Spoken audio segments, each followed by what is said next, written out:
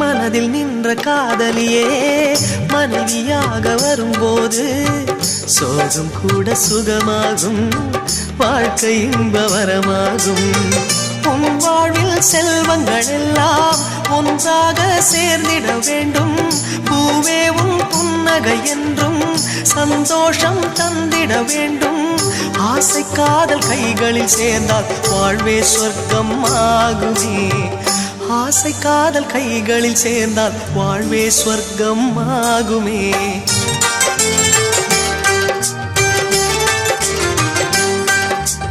ஆனந்தம் ஆனந்தம் பாடும் மனமாசையின் ஊஞ்சலில் ஆடும்.